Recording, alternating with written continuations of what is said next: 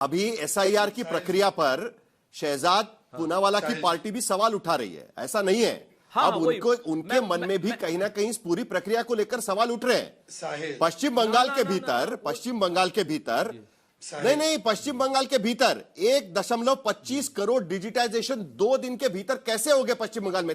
शहजाद, मुझे इस पर आपका जवाब चाहिए कि ये तो सवाल आप उठा रहे, कहीं ना कहीं आपको लगता है कि प्रोसेस ठीक तरीके से नहीं की जा रही है, हड़बड़ी में की जा रही है।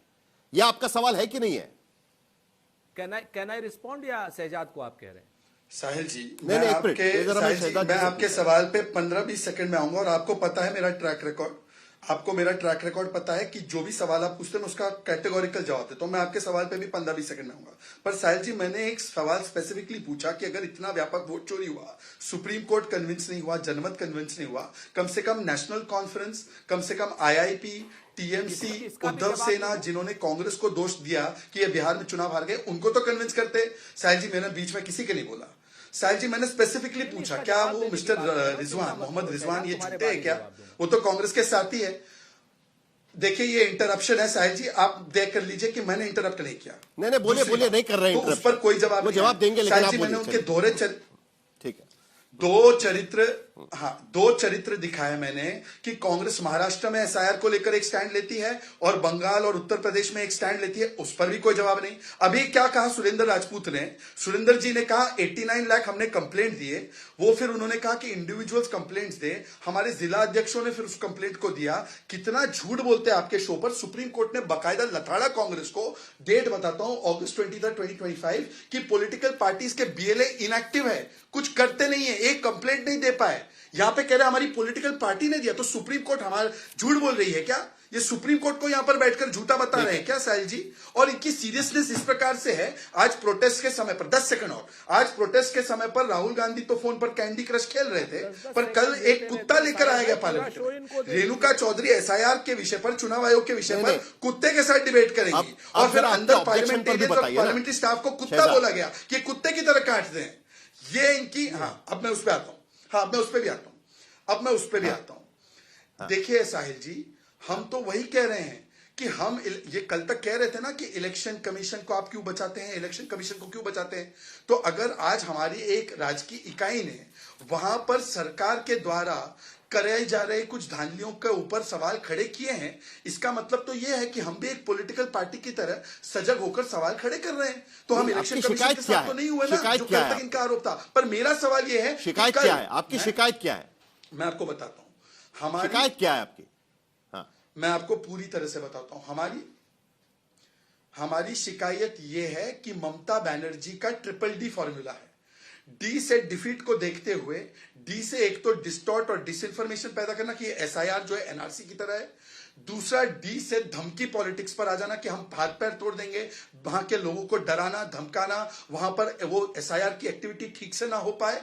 और डी से किस प्रकार से दंगा लगाना, जो उन्होंने बार बार चाहे वक्फ का मामला हो, सीए का मामला हो, किया है। तो ये DDD जो अपनाई जा रही है, इसके विषय पर हमने सवाल खड़े किए। पर मेरा सवाल अब ये है, ईवीएम पर एक साल पहले बोलते थे सुरेंद्र जी, नहीं, सवाल आपका ये है, सवाल आपने ये खड़ा किया है की भी प्रक्रिया पर 2 दिन के भीतर इन्यूमरेशन फॉर्म्स को डिजिटाइज करने की जो प्रक्रिया थी, 2 दिन के भीतर 1.25 करोड़ फॉर्म अचानक कहां से आपने भर दिए? यह आपका पहला सवाल है। और दूसरा सवाल आपका यह है कि 2208 बूथ ऐसे हैं पश्चिम बंगाल के भीतर, वहां पर एक भी नाम नहीं कटा।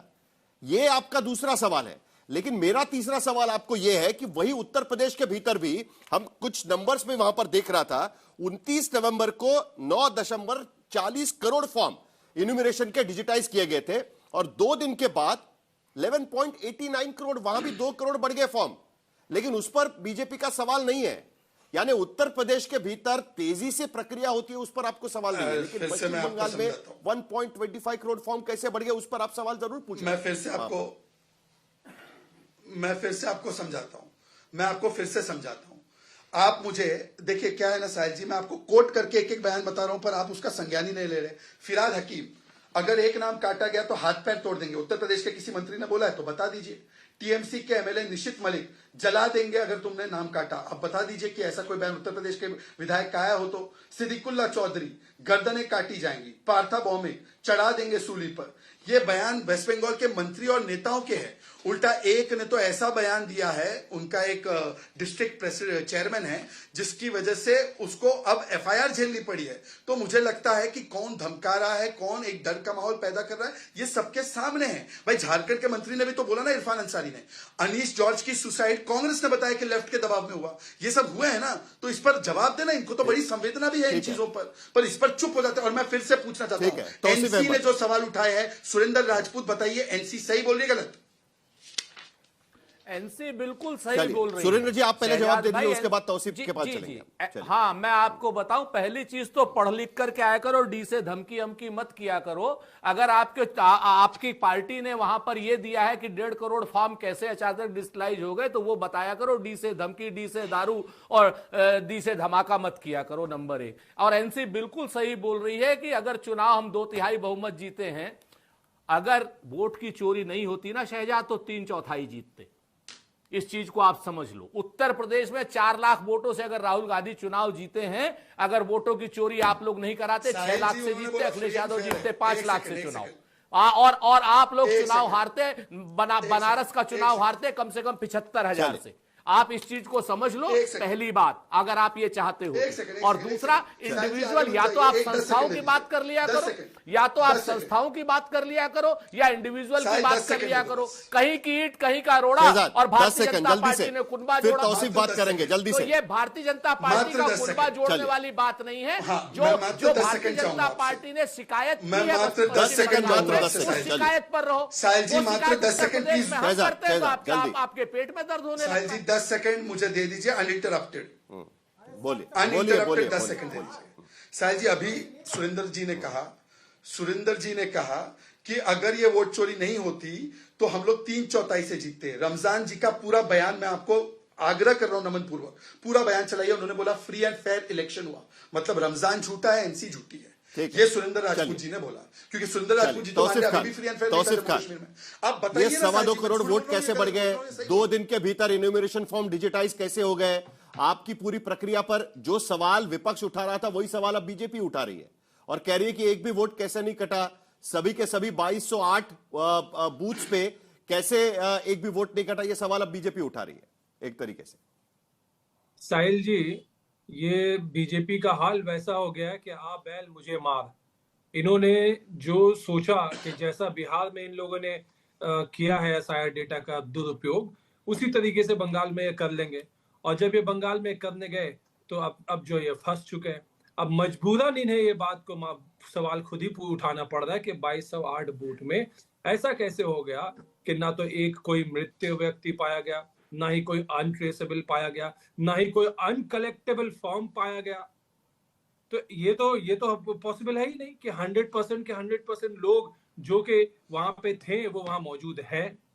पिछली दफा जब एसआईआर हुआ था वो था 2002 में, लगभग एक अरसा गुजर चुका है। ये वहां से मैपिंग कर रहे हैं कि यानी कि इस 2208 बूथ में इनको वो सारे वोटर्स मिल गए जिन्होंने 2002 से अपने किसी रिश्तेदार, और वो भी रिश्तेदार कैसा है, बिल्कुल लिमिटेड, कि सिर्फ माँ बाप दादा दादी, ये सारे लोग वोटर लिस्ट में होने चाहिए। तभी ये जो है पॉसिबल है कि 100% जो है डिजिटाइजेशन जो है कंप्लीट किया जा सकता है। अगर इसमें कोई गड़बड़ी होगी तो यहाँ पे जो है डिजिटाइजेशन कंप्लीशन में भी प्रॉब्लम होगा। यहाँ पे वो उसे जो हियरिंग में किया जाएगा और हियरिंग में बुलाया जाएगा। नहीं, आरोप ये लग रहा है कि बीएलओ और वहां के डीएम जो है वो कहीं ना कहीं बायस तरीके से काम कर रहे हैं, यानी पार्शियलिटी की बात। आरोप दरअसल बीजेपी वो लगाने की कोशिश कर रही है वहां पर। ये कैसे हो गया? 2 दिन के भीतर बीएलओ ने अचानक इतना सारा काम कैसे कर दिया? यही तो आरोप है ना। तो यही सवाल तो हम बीजेपी से पूछते आ रहे हैं कि जो एसआईआर की प्रक्रिया है, आप इसमें जो है कुछ गड़बड़ी है, आप इसको जो है बहुत प्रेशर डाल के काम करवा रहे हैं। आप जो है थोड़े दिन तक ये कह रहे थे कि हमने मांग किया ना बंगाल में कि आप टाइम बढ़ा दीजिए बीएलओ को, तो ये इनका तरीका है। आप देखिए कि एसआईआर की प्रोसेस में कितनी सारी लापरवाही, कितनी सारी प्रॉब्लम्स जो है गिनवाए गए। बीजेपी के नेता जब से एसआईआर का ऐलान हुआ है, ये खड़े होकर कह रहे हैं कि 1 करोड़ वोटर्स का नाम काट देंगे, 1.5 करोड़ वोट, कोई कहता है 1.25 करोड़, और ये कहते क्या कि ये सारे बांग्लादेशी है, ये सारे लोगों को डिटेंशन कैंप में डाल देंगे। तो आज सवाल इनसे उठता है कि कहाँ गए ठीक 1 है। करोड़, आप बताइए बांग्लादेशी, एक भी बांग्लादेशी का नाम बताइए। आपने तो बता रहे ना, ठीक एनआरसी की तरह ये ठीक ट्रीट करते हैं।